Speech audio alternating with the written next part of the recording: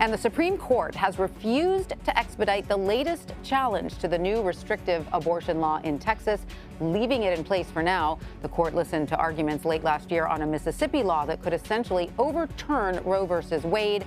Tomorrow marks 49 years since the Supreme Court handed down that historic decision. Joining us now for more on this is Jessica Levinson and Melissa Quinn. Jessica is a CBS News legal contributor, and Melissa is a CBS News political reporter. Thanks to both of you for joining us. Jessica, let me start with you. Break this latest decision down for us. What does this latest ruling really mean in terms of this new restrictive abortion law in Texas? I think what it really means in plain English is that Texas's restrictive abortion law is going to be allowed to stay on the books until the Supreme Court rules, probably at the end of June, that there is no constitutionally protected right to obtain an abortion, and therefore this challenge becomes moot. In slightly more detail, what did the Supreme Court say? They basically allowed the Fifth Circuit to flout the Supreme Court's decision that said, Fifth Circuit, send this back to the district court. Allow this challenge to Texas's abortion law to continue.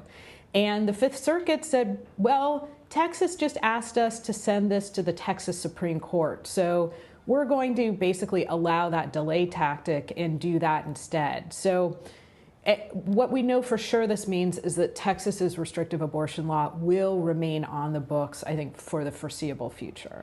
And Melissa, in her dissent, Justice Sotomayor called the decision a, quote, disaster for the rule of law and a grave disservice to the women in Texas. So can you expand a little bit on the justice's dissent and what exactly this means for the women of Texas?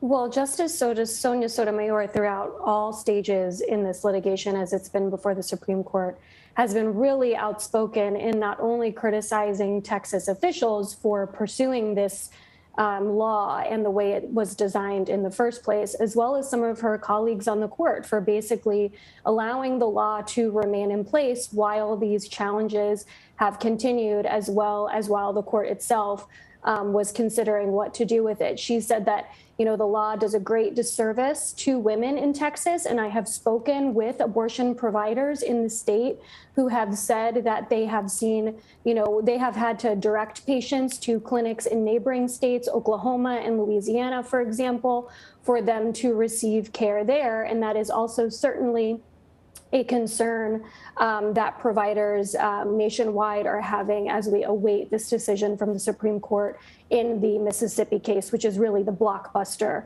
one of the term. And Jessica, we are discussing this latest development as Saturday marks the 49th anniversary of the Supreme Court's landmark Roe versus Wade decision. A record turnout is expected in Washington today for the March for Life rally, which is currently underway. Jessica, remind us of the legal significance of that legislation, which has been in place for the last half century.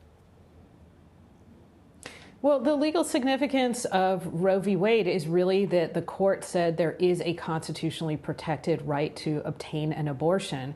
What we've seen over the last almost half century now is that that right has been largely whittled away. So in the early 90s, the court came out with a decision called Planned Parenthood versus Casey, where it kind of changed up the standard in Roe v. Wade. And it said, well, states, you can implement restrictions on a woman's right to obtain an abortion pre-viability, as long as they're not an undue burden. Now, what we've been fighting about really since the early 90s is what is an undue burden? And I incorrectly thought that the court would never have this moment where they overturned Roe v. Wade, but just continue to say, well, almost nothing is an undue burden. We can make it really, really hard for women to obtain this constitutional right to have an abortion. And so Roe v. Wade would stand, but it would stand as essentially a hollow promise. I increasingly think now, given what the court has done with respect to this challenge in Texas, given what the court said during oral arguments in the case dealing with Mississippi, the Dobbs case, I think the court is going to have that moment where we say, we're overturning Roe v. Wade. It's much, unfortunately, like a sick patient where you're looking at their latest birthday, in this case, 49th birthday, and you're saying, I don't think that we're going to see a 50th. And I think that's what is going to happen to Roe. What does that mean practically for women on the ground? That their life experience will be very different depending on whether or not they live in a blue state versus a red state. If and until a Congress and Senate decide to try and pass federal legislation that prohibits access to an abortion. So you foresee a future in the not too distant future where abortion rights or abortion access will basically break down entirely on a state-to-state basis? I think that's right. I think that's the short term. And that is, frankly, largely a lot of women's experience now. But I think that will just be exacerbated. And then the thing to look for, of course, is whether or not a conservative Congress and or conservative Senate tries to pass federal legislation that just says it doesn't matter what state you live in, you cannot obtain an abortion. We're not there yet. We're not there in the short term. The question is whether or not we get to that place in the medium term. Interesting. So, Melissa, can you tell us a little bit more about some of the marches planned for today in D.C.? Well, like you said, there are scores of anti-abortion rights demonstrators here in D.C. And I think, if I could just say one thing about the March for Life, obviously this is something that takes place here every year.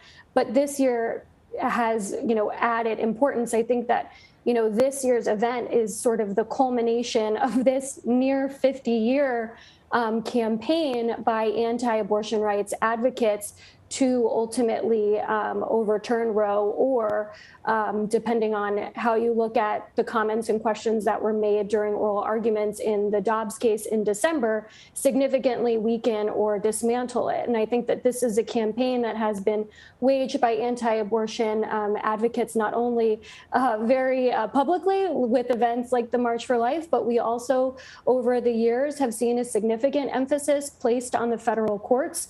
President Trump, said when he was campaigning and when he was elected president that he was going to name justices to the Supreme Court who would overturn Roe. And he, nominated and appointed successfully 3 of those justices. And so this, event here in D.C. taking place today really marks the culmination of those decades-long efforts. So are you sensing that these groups involved are energized right now? It's a larger group than was there, for instance, last year? Absolutely. I think that they are really, really on the cusp of achieving victory here. Right. All right. So, Melissa, tell us a little bit about how the Texas law is impacting, though, the other fights over abortion rights in other states across the country, because those continue as well. Yeah, I think, right after the Supreme Court allowed the Texas law to go back, to even take effect back in September. And then obviously there's been this long course of litigation that has played out over the last few months with the law ultimately remaining in place. You certainly saw Republican state lawmakers look to what was happening in Texas and then saying, hey, I think we can do this in our own states. There are a number: Florida, Oklahoma, Alabama, Ohio, just to name a few, Missouri, state lawmakers there who are either expected to introduce legislation in their state houses that is modeled off of this Texas bill or have already done so. I think the other thing that's important to note, though, is on the other side, you had California's Governor Gavin Newsom back in December after the Supreme Court issued its decision in this Texas case, say that he is going to push for similar legislation in his state, but when it comes to guns. So not only do you have Republican